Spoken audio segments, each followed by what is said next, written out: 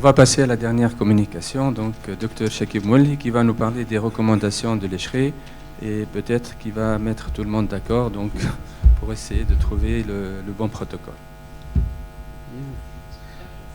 Bien, je vais donc conclure peut-être cette session sur l'endométriose et l'infertilité. Et je remercie mes amis du bureau de la STGO pour m'avoir donc donné cette opportunité de parler des nouvelles recommandations de l'ECHRE en matière d'endométriose et d'infertilité. Bien, je vais peut-être revenir un tout petit peu sur les bases de l'endométriose avant de passer aux recommandations.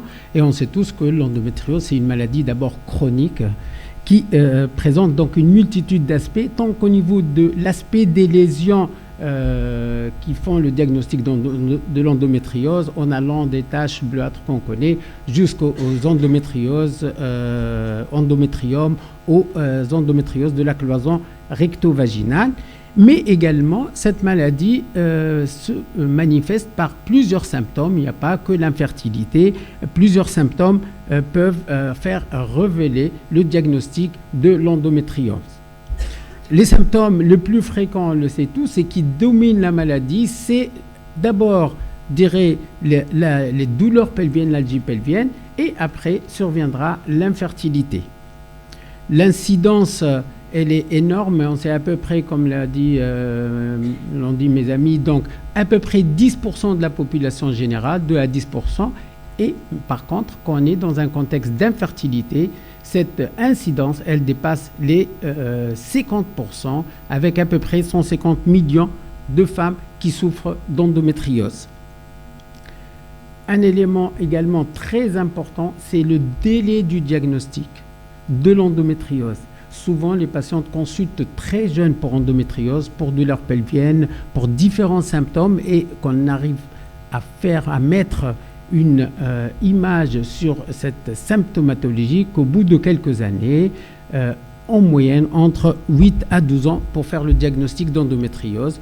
Donc toute l'importance de penser à cette maladie quand on est dans son bureau de consultation pour essayer d'aider ces patientes. Et la principale question qu'on se pose, comment aujourd'hui on devrait diagnostiquer et prendre en charge l'endométriose? C'est la question à laquelle on va essayer de répondre en se basant sur les recommandations de l'ECHRE.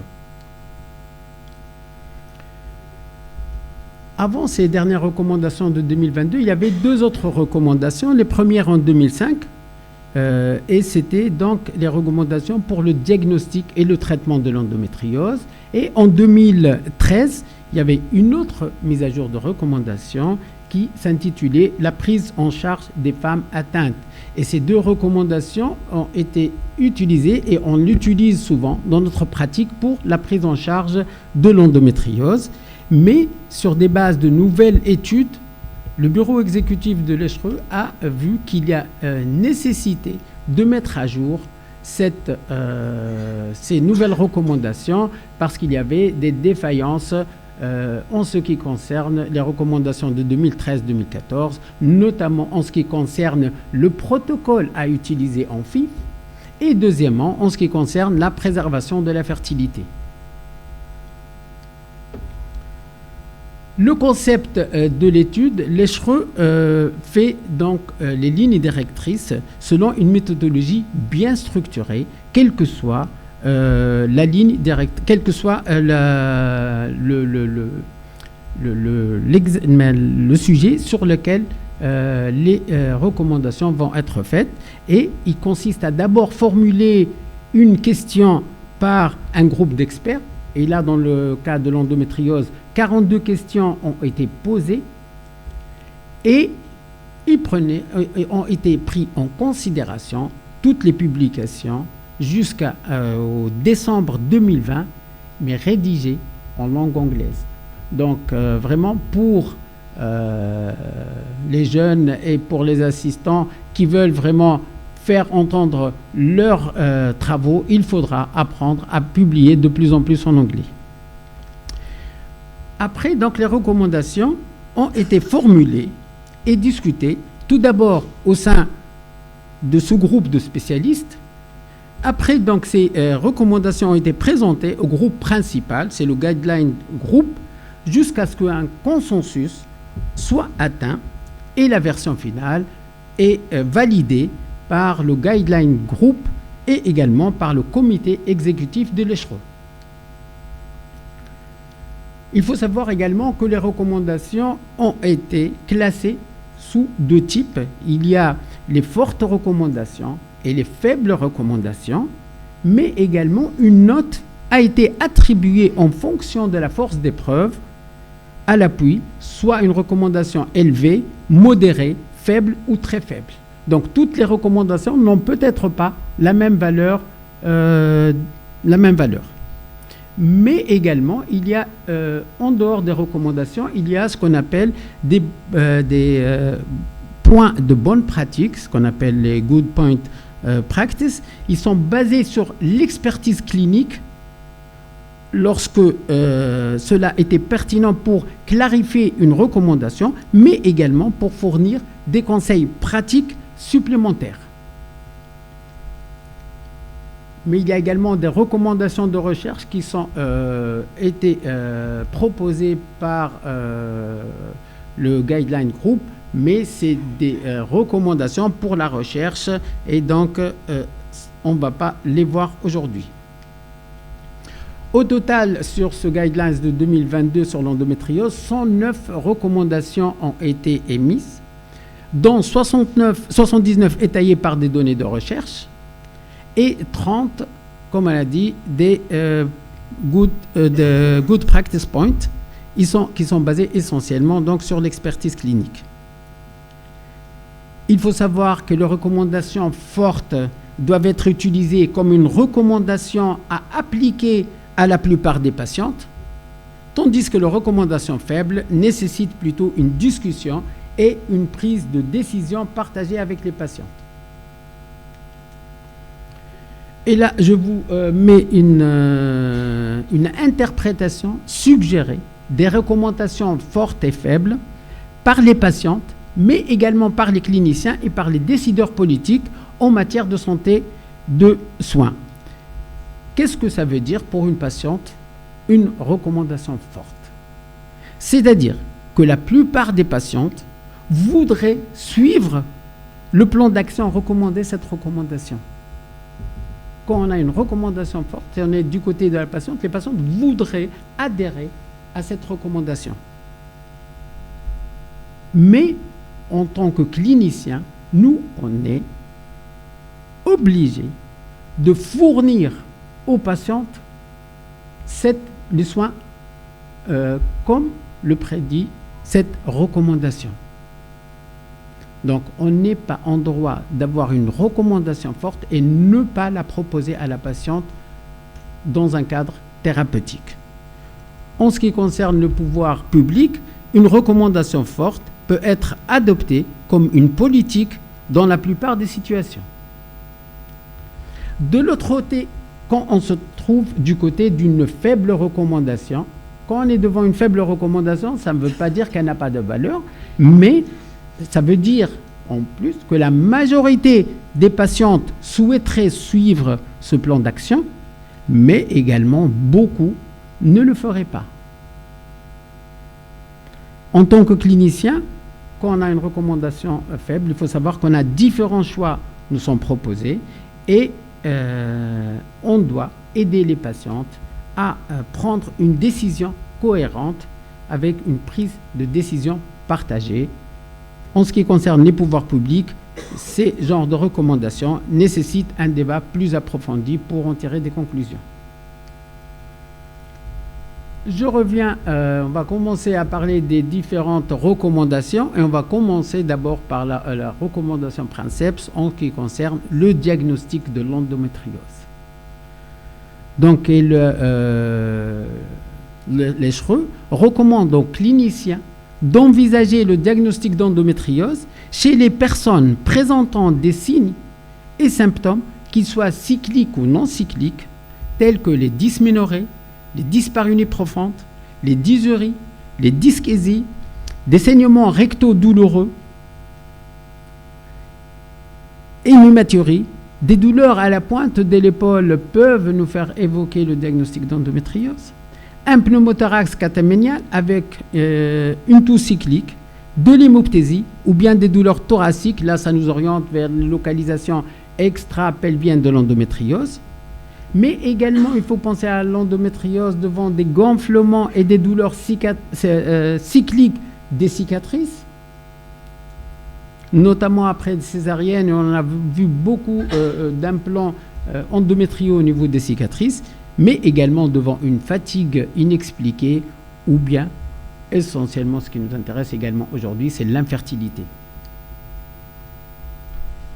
Est-ce que l'examen clinique est important pour prédire d'une manière fiable la présence d'endométriose? Et là, la recommandation dit qu'un examen clinique, y compris un examen vaginal quand cela est possible, permettrait de chercher des nodules endométriosiques profonds, mais également des endométriomes.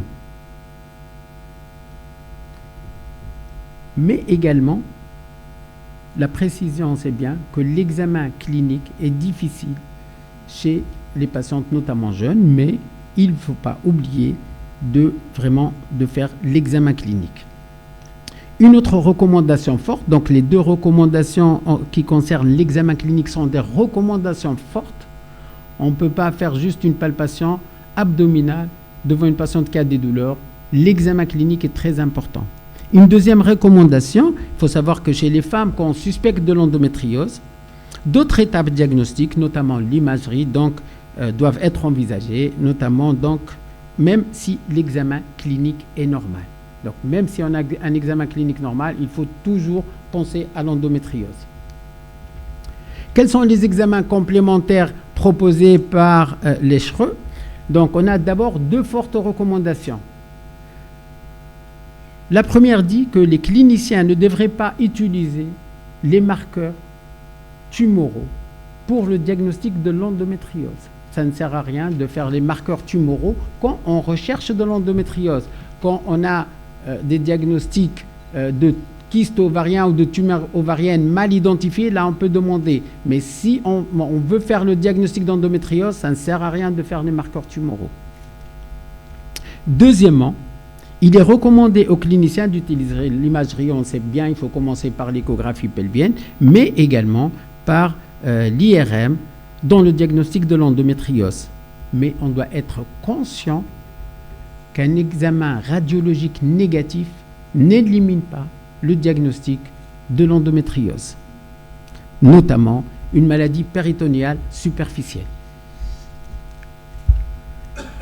Et en ce qui concerne le diagnostic, deux recommandations de bonne pratique ont été émises. La première qui dit que chez les patientes présentant des résultats d'imagerie négatifs ou lorsque le traitement empirique, on reviendra, s'est révélé infructueux ou inapproprié, le guideline recommande aux cliniciens d'envisager ou de proposer une laparoscopie dans le diagnostic, pour le diagnostic et le traitement de l'endométriose.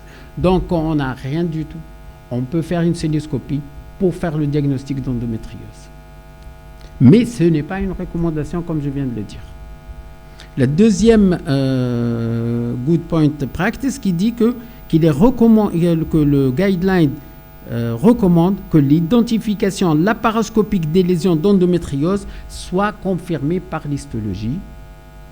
Et je me rappelle qu'on faisait systématiquement des biopsies quand on a des lésions d'endométriose et qu'aujourd'hui, on se contente de l'aspect cœlioscopique. Donc, d'après les dernières recommandations, il faut faire une biopsie et même si la biopsie est négative, on ne peut pas éliminer définitivement le diagnostic d'endométriose. Voilà donc là sur cette plaque on voit la prise en charge du diagnostic de l'endométriose. Donc quand on a des symptômes, il faut explorer à la recherche d'endométriose, donc l'examen clinique et les examens radiologiques. Il faut savoir que les marqueurs, comme on a dit, n'ont pas de place et qu'une imagerie négative n'élimine pas le diagnostic d'endométriose, comme on le voit ici. Et on se trouve devant trois possibilités. Soit que le diagnostic, un autre diagnostic est fait qui sera pris en charge, ou bien on se trouve devant une masse ovarienne et là, il faut compléter par d'autres explorations pour diagnostiquer cette masse ovarienne. Mais les deux situations qui nous intéressent, soit qu'on a des signes d'endométriose et là, il faut traiter l'endométriose, soit qu'on n'a pas de signes d'endométriose, là, on peut proposer de mettre un traitement empirique, donc mettre soit des pilules ostroprogestatives ou des progestatives et voir l'évolution clinique. Si c'est favorable, donc on continue le traitement. Mais dans certains cas, s'il n'y a pas de réponse, que le traitement n'est pas efficace, ou bien dans d'autres situations, on doit pousser les investigations et explorer le péritoine par une célioscopie, confirmer le diagnostic. Mais cette célioscopie doit être à la fois diagnostique par une biopsie, mais également elle doit être thérapeutique dans le même temps opératoire. Et là, on recherche d'autres localisations de l'endométriose. Donc, comme on l'a dit, pour le diagnostic, je vais peut-être avancer un peu plus vite. Comme il n'y a pas de différence entre soit qu'on fait une laparoscopie diagnostique d'emblée ou bien les imageries combinées à un traitement empirique, ces deux possibilités peuvent être envisagées chez les femmes suspectées d'endométriose. Les avantages et les inconvénients doivent être discutés avec les patients. Donc, on a deux possibilités de diagnostic. Soit on fait la célioscopie pour confirmer le diagnostic, soit l'examen radiologique, même s'il est négatif, on peut mettre un traitement. Si le traitement est efficace, on peut considérer qu'il s'agit d'une endométriose. Le traitement rapidement, donc je vais passer rapidement par les douleurs pelviennes, mais il ne faut jamais oublier de prendre en considération dans votre stratégie thérapeutique l'existence de douleurs pelviennes et qui est la principale, sincèrement, cause de consultation chez les femmes endométriosiques, notamment avant le mariage. Donc, on a plusieurs possibilités thérapeutiques.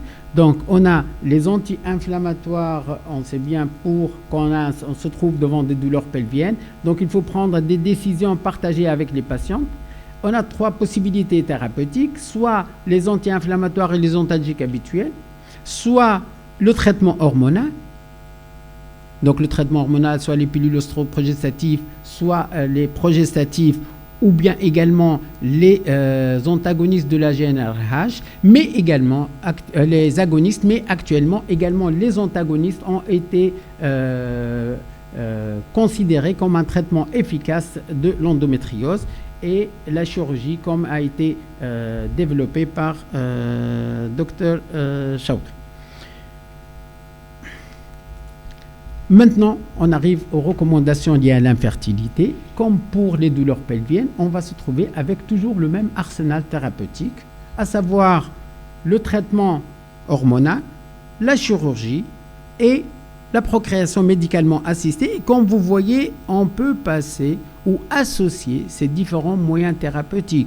Il n'y a pas le traitement hormonal ou la chirurgie seule ou la médecine de reproduction. Ces trois possibilités thérapeutiques peuvent être utilisées ensemble.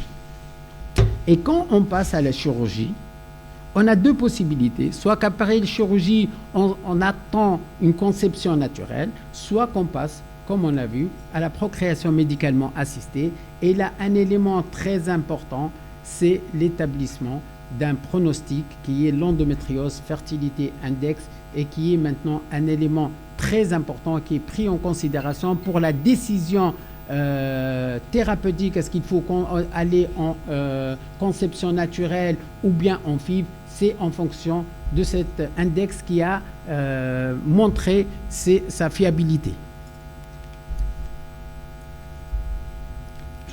Pour le traitement médical de l'infertilité, on sait tous qu'on a deux fortes recommandations. Chez les femmes infertiles atteintes d'endométriose, on ne doit pas prescrire un traitement par suppression ovarienne. Par contre, chez les femmes cherchant une grossesse, ne devrait pas se voir prescrire, c'est ça, voilà, une suppression hormonale, même post-opératoire, dont le seul but d'améliorer le taux de grossesse future. Donc le traitement médical par suppression ovarienne, il n'est pas recommandé soit de première intention ou après chirurgie dans le seul but d'améliorer les chances de grossesse. une autre recommandation, mais qui est faible, donc il dit que les femmes qui ne peuvent pas tenter ou décident de ne pas concevoir là immédiatement après chirurgie, là on peut leur proposer un traitement médical par suppression hormonale, et car il n'a pas d'impact négatif sur la fertilité et il peut améliorer les résultats immédiats de la chirurgie en termes de douleur pelvienne. Quels sont les autres traitements? Également, il ne faut pas prescrire chez les femmes infertiles désirant une grossesse. On ne doit pas prescrire le pentaxophiline ou bien d'autres médicaments anti-inflammatoires ou même le létrozole en dehors de l'induction de l'ovulation. Pour le traitement chirurgical, la question qu'on se pose, est-ce que la chirurgie est efficace pour augmenter les chances de grossesse naturelle? On sait tous que la chirurgie a des effets indésirables, mais est-ce que cette chirurgie peut augmenter les chances de grossesse naturelle? Là, on a 3 faibles recommandations. Donc, la première qui dit donc la laparoscopie opératoire pourrait être proposée comme une option de traitement de l'infertilité associée à l'endométriose dans l'endométriose de stade 1 et 2 révisée de la CRM, car elle améliore le taux de grossesse en cours. Donc la chirurgie de l'endométriose pour les stades 1 et 2 peut être proposée avec une augmentation des chances de grossesse. Deuxième recommandation, donc les cliniciens peuvent envisager la laparoscopie opératoire pour le traitement de l'infertilité associée à l'endométrium, car elle peut augmenter les chances de grossesse naturelle, bien qu'il n'existe aucune donnée provenant d'études comparatives. Donc là, c'est une recommandation faible parce qu'il n'y a pas vraiment d'études comparatives, mais il a été démontré que le fait de traiter l'endométrium, on peut augmenter ses chances de grossesse naturelle. Pour les nodules profonds, là, il n'y a aucune recommandation d'aller les opérer parce qu'il n'y a aucune amélioration des chances de grossesse après ablation de ces nodules dans le seul but d'une amélioration de la fertilité. Et là, il n'y a pas de recommandation, mais il y a un point de bonne pratique qui dit, donc le guideline recommande que la décision de pratiquer une intervention chirurgicale doit être guidée par la présence ou non de symptômes douloureux, par l'âge et les préférences de la patiente, par les antécédents d'intervention chirurgicale antérieure, par la présence d'autres facteurs d'infertilité, par la prise en charge de la réserve ovarienne et, comme on a dit, de l'index de fertilité estimé de l'endométriose. Quelles sont les patientes qui ont besoin, si la chirurgie, donc on a vu les recommandations, est-ce qu'il y a un type particulier de patientes qui doivent être proposées à une procréation médicalement assistée après une intervention chirurgicale? Donc dans ce cadre-là, aucune recommandation n'a pu être formulée, mais le Guideline Group a conclu que les femmes devraient être informées de leurs chances de grossesse d'être enceinte après une intervention chirurgicale.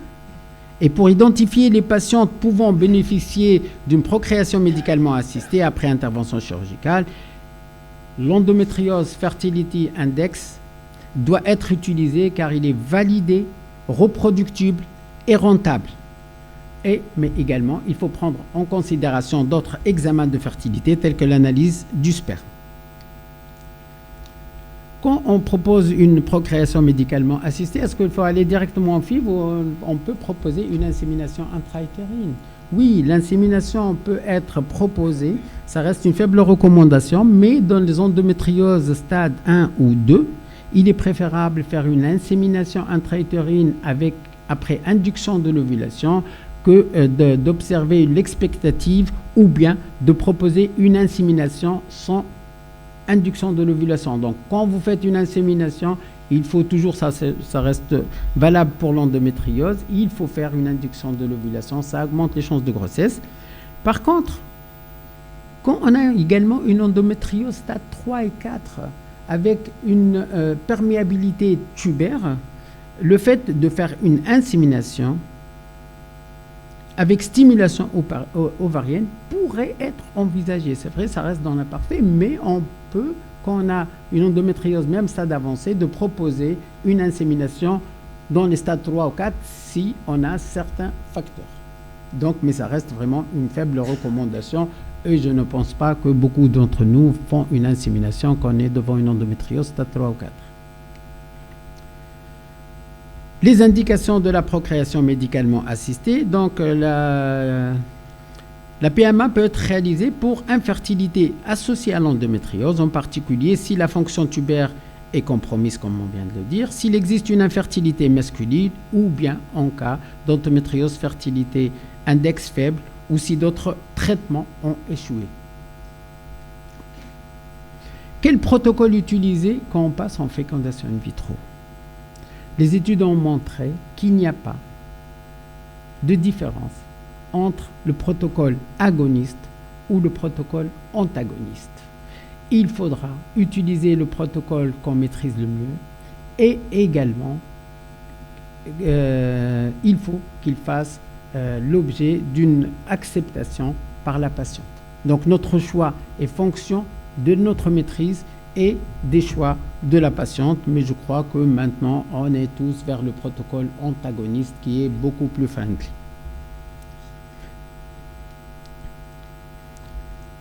Pour le pré-traitement, on sait tous qu'il n'y a pas très longtemps, on utilisait les protocoles ultra lents et qu'on utilisait 2 ou 3 mois d'agonistes de la LHRH avant de faire passer les patientes en fécondation in vitro, ou bien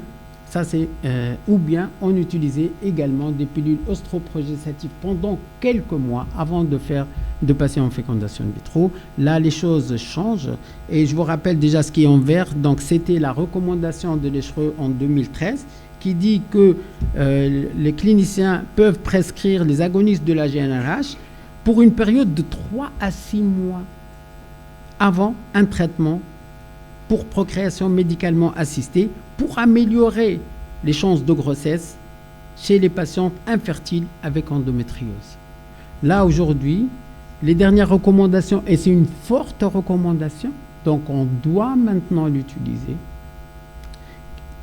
qui dit qu'il n'y a aucune place à utiliser les agonistes quelques mois avant de passer une fécondation in vitro ou bien d'utiliser une pilule ostroprogestative. Il n'y a aucune différence en matière de chances de grossesse ou de naissance vivante. C'est fini. Je suis encore dans les temps, j'ai 30 minutes. Est-ce que la procréation médicalement assistée expose à un récidive de l'endométriose? Non, le fait d'utiliser une FIV, on n'expose pas à des récidives d'endométriose. Une précaution particulière à faire, c'est l'utilisation d'antibiotiques quand on fait une ponction chez des patientes en vue porteuses d'endométrium en raison du risque d'abcès ovarien. La chirurgie de l'endométriose et PMA, comme on l'a dit, là, on a quelques fortes recommandations. Donc, les cliniciens ne doivent pas recommander de matière fréquente la pratique d'une chirurgie avant une procréation médicalement assistée pour les endométrioses stade 1 et 2, mais également pour les endométrioses avancées. Pour les nodules endométriosiques, on sait qu'il n'y a aucune place d'aller faire la chirurgie avant de faire une fécondation in vitro. Une autre nouveauté des recommandations de l'ECHRE 2022, c'est l'endométriose est-elle une indication de préservation de la fertilité? Et on sait tous que l'endométriose, qu'elle soit opérée ou non opérée, expose à une diminution de la AMH. Malheureusement, on a une forte recommandation qui dit qu'en cas d'endométriose ovarienne, même étendue, les cliniciens doivent discuter les avantages et les inconvénients de la préservation de la fertilité avec les femmes atteintes d'endométriose. Et que le véritable bénéfice de la préservation de la fertilité chez ces femmes atteints d'endométriose reste inconnue. Donc aujourd'hui, malheureusement, la dernière recommandation n'est pas, elle nous laisse le choix de discuter avec les patientes et de leur proposer cette préservation de fertilité. Donc j'arrive à la conclusion. Ces recommandations donc, vont changer notre pratique dans certaines choses. Donc on a 5 points importants. Donc on sait tous qu'on a dit qu'avant, la laparoscopie était considérée comme la référence en matière de diagnostic. Elle n'est désormais plus recommandée que chez les patientes qui présentent des résultats d'imagerie négatifs et où lorsque le traitement empirique s'est révélé infructueux ou inapproprié. Deuxièmement, les antagonistes de la GnRH peuvent être utilisés comme option thérapeutique supplémentaire, mais de deuxième intention dans le traitement de l'endométriose. Le traitement médical post-opératoire peut être bénéfique dans la gestion de la douleur et il peut être proposé aux femmes ne souhaitant pas une grossesse immédiate. L'administration prolongée d'un agoniste de la GnRH pour améliorer le taux de naissance vivante chez les femmes infertiles atteintes d'endométriose, c'est ce qu'on appelait le protocole ultra lent, n'est plus recommandé en raison des bénéfices peu clairs. Et l'endométriose fertilité index a été ajouté comme une étape de traitement car il peut aider à la prise de décision quant à l'option la plus appropriée pour obtenir une grossesse après une intervention chirurgicale. Voilà, je vous remercie. Merci Chekib pour cet exposé clair et précis. J'espère que c'est plus ou moins clair dans l'audience. Alors, si ce n'est pas le cas, si vous avez des questions à poser. Merci Dr Moulay pour cette présentation. Vraiment, Dr Moulay avec qui j'ai eu le plaisir de travailler dans le groupe de fertilité de l'STGO. Toujours aussi brillant et exhaustif. On en a appris des choses pour les recommandations. Je pense que ça fait le tour de la question, mais ça reste quand même, comme on a vu le débat depuis ce matin, qu'il n'y a pas une endométriose, mais plusieurs endométrioses. C'est un spectre de maladies avec des femmes très différentes. Il y a des endométrioses qui restent stables toute la vie. Il y en a qui font des poussées phénoménales très fréquentes. Et puis, il y a PMA et versus chirurgie. Je pense que je suis de l'avis de Dr Braham en disant qu'il y a la place des deux. Tout est question d'indication. La chirurgie, c'est de l'indication. Il faut que ça soit bien indiqué, bien fait, le moins traumatique possible, le moins invasif possible, et surtout fait, comme a dit Dr Siwa tout à l'heure, une fois pour toutes, de la bonne façon.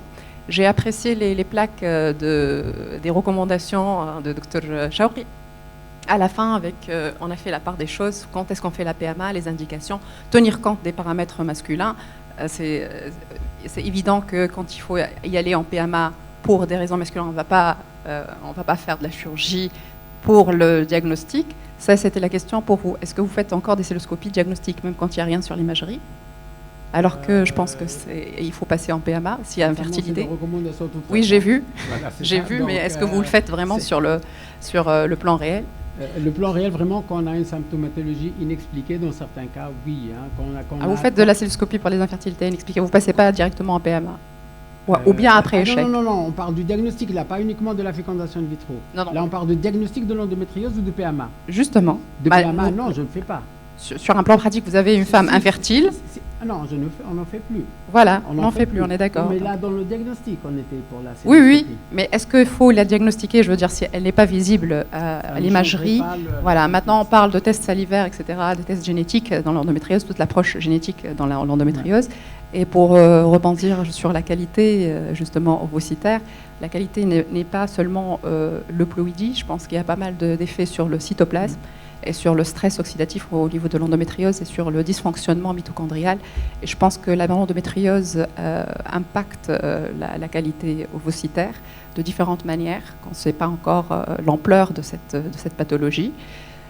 Donc, si on retient FIV d'abord, sauf chirurgie pour indication bien indiquée, ça veut dire quand on a des algies handicapantes, des endométriomes et encore des endométriomes aussi. Il y a endométrium et endométrium. Il y a les endométriomes géants Il y a les endométriomes avec qui la ponction n'est pas possible, où les follicules ne sont pas accessibles. Il y a le Love syndrome, il y a la réserve ovarienne qui est diminuée par l'effet compressif. Et voilà, il y a tout ça. Il y a les endométriomes récidivants, opérés auparavant. Donc, vous voyez un peu tous les cas de figure qu'on peut avoir. C'est très complexe. Donc, c'est d'où la nécessité d'avoir des staffs de PMA et de chirurgie, et d'avoir des FIVIS dans les staffs de chirurgie et de la chirurgie spécialisée de l'endométriose. Alors, s'il y a des questions.